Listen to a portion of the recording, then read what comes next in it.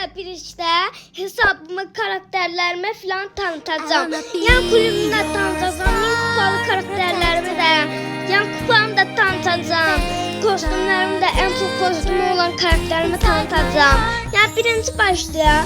Birinci deyirəm ki 20 aboneye ulaşanda özel vlog gelecek. Bu vlogumuzda da bir tane sürpriz olacak. Sürpriz de eğer 20 aboneye ulaşsa.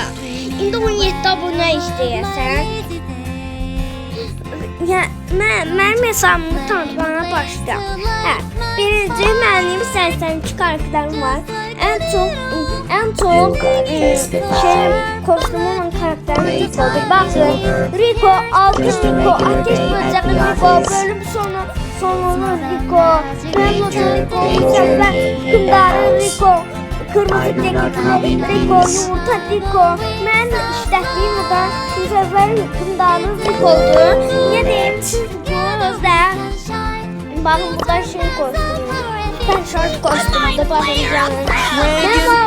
O bütün şık taşıyıcısı Edgar'dı.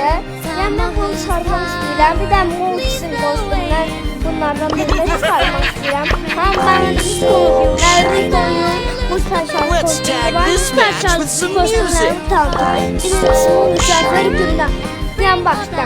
Birincisi manga keyfidir. İkincisi ise mücevher hükümdarı Rico'dur. Üçüncü de çizici Poco'dur. Ben öyle demeyeyim. Sizden prezdiştim var. Yani elmasa kadar kasmışım. Ben en sevdiğim karakter Edgar'dır. Ben Edgar, Kit, Bibi, Leon, Mortis, sonra da Frank'i 1000 kupa eləmişəm. Özdə mən baxın, yəni burada 30 min kupaya ulaşmışam.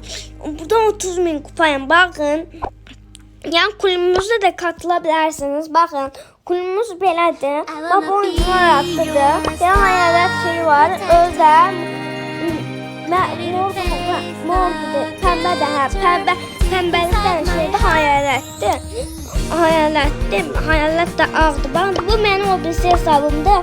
Ben Pierce satsanlar Pierce çıktı bir defalıktan. Edgar'dan böyle kostüm, Edgar'dan 1000 kupa eləmişəm. Edgar'la belə göstərən kostümü çıxıb. Yəni bu videomuz bu kadar idi. Özümü tanıttım. Yəni Azərbaycanla danışım yoksa Türkcə sabahıdır. Eğer 20 aboneye ulaşsaq demiştim ki vlog gelecek. Çok yaşayın olacak. Özde sürprizdir. Sağ olun, bu videomuzda bu kadarlıktı.